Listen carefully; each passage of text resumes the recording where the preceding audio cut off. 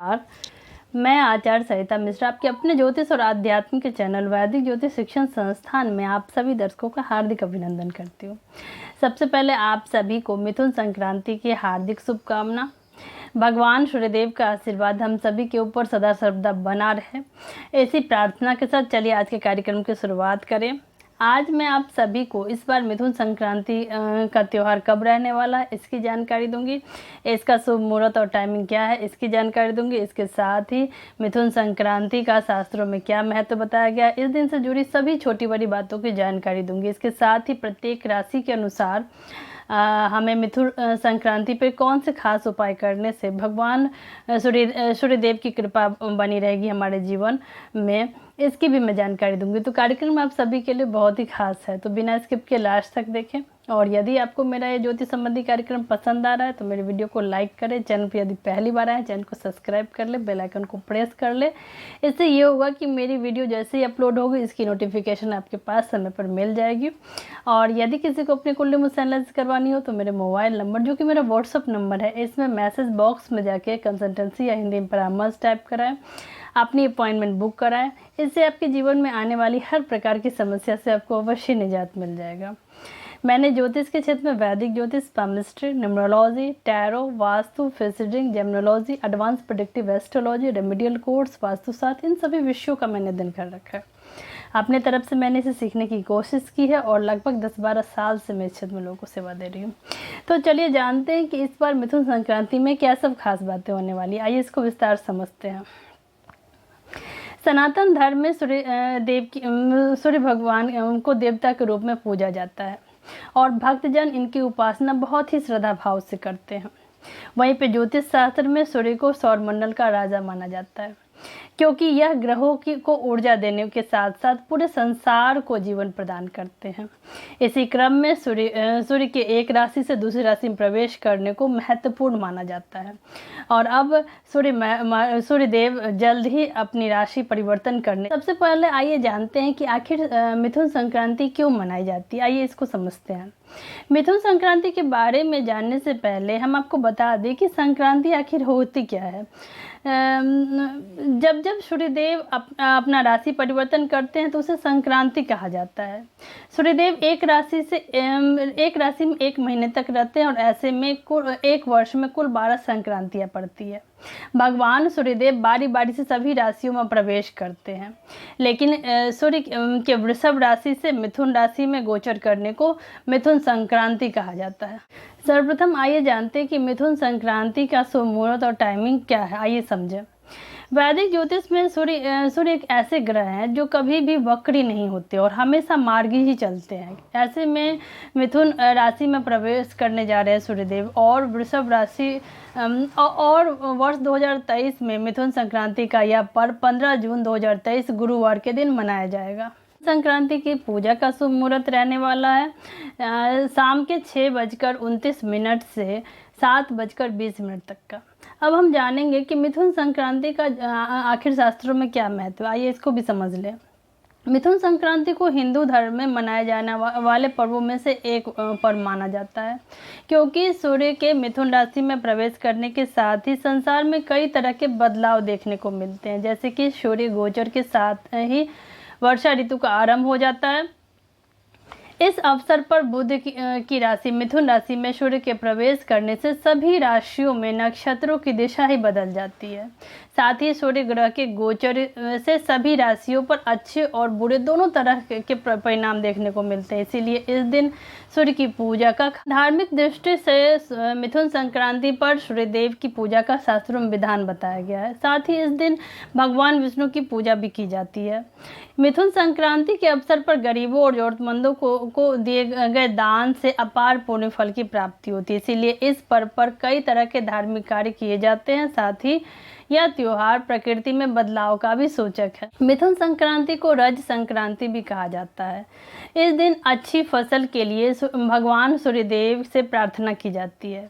मिथुन संक्रांति के अवसर पर भक्तजनों द्वारा सूर्यदेव की कृपा प्राप्त करने के लिए व्रत का पालन किया जाता है। इस दिन पवित्र नदियों में और तीर्थ स्थानों पर स्नान बहुत ही शुभ माना जाता है और सूर्यदेव के आशीर्वाद से भक्त को समाज में मान सम्मान, उच्च पद और प्रतिष्ठा की प्राप्ति होती है। ये हम जानते हैं कि देश के विभिन्न हिस्सों में मिथुन संक्रांति का पर्व आखिर कैसे मनाया जाता है, इसको भी समझते हैं।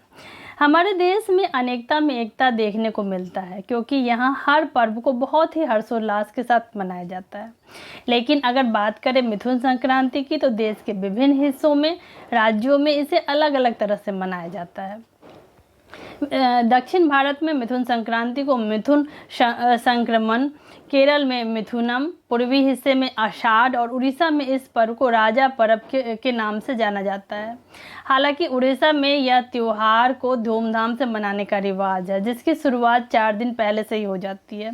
इस पर्व के तहत धरती माँ की पूजा की राजा परवा के नाम से प्रसिद्ध यह इस त्योहार में अच्छा वर पाने की कामना से कुंवारी कन्याएं भी भाग लेती है और इसका पहला दिन पहली राजा, दूसरा दिन राजा या मिथुन संक्रांति, तीसरा दिन बासी राजा या भूदाहा और चौथे और अंतिम दिन को वमती स्नान कहा जाता है। अब आइए हम जानते हैं कि आखिर मिथुन संक्रांति पर सिलबट्टे की पूजा क्यों की जाती है। आइए इसको भी समझें।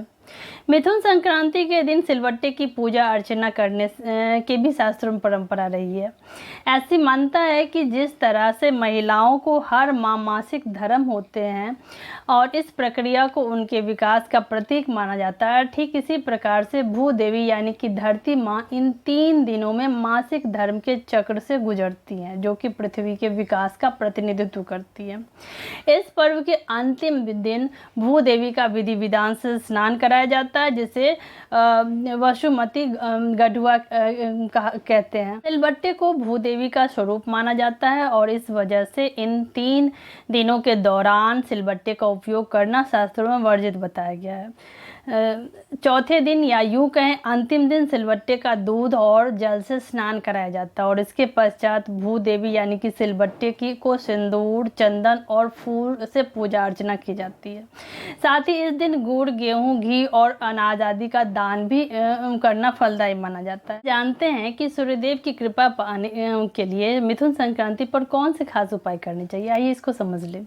मिथुन संक्रांति के दिन सुबह सवेरे सूर्य के पहले स्नान करके उगते हुए सूर्यदेव की आराधना करनी चाहिए।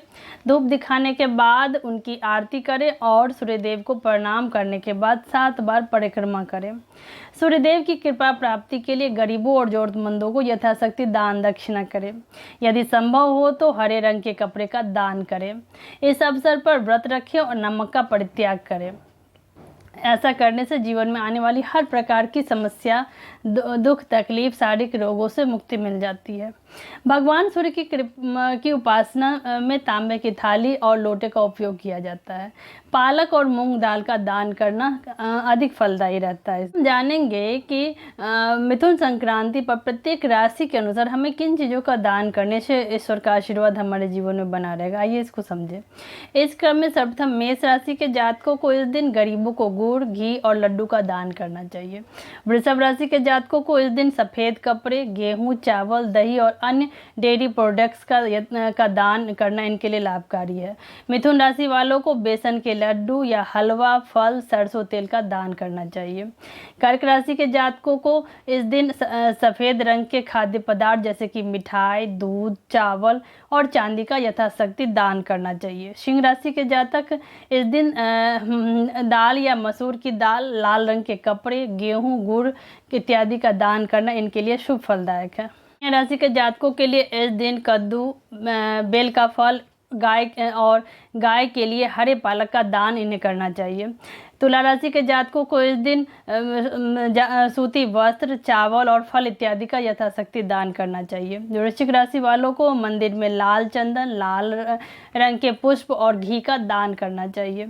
धनु राशि वालों के लिए इस दिन सोने का दान करना सर्वश्रेष्ठ है, या फिर पीतल या तांबे का बर्तन का भी दान कर सकते हैं।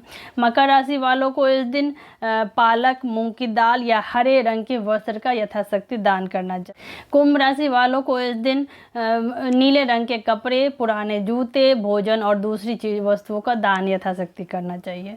मीन राशि वालों को गरीबों को पीली मिठाई जैसे कि बेसन के लड्डू, पीले वस्त्र, पीतल के बर्तन, हरी या पीली रंग की चूड़ियाँ इत्यादि का यथाशक्ति दान करना चाहिए। तो इसी के साथ ईश्वर का आशीर्वाद हम सभी के ऊपर बना रहे। आप सभी मेरे कार्यक्रम से जुड़े। यदि पसंद आता है तो इसे लाइक, शेयर और सब्सक्राइब करें। धन्यवाद।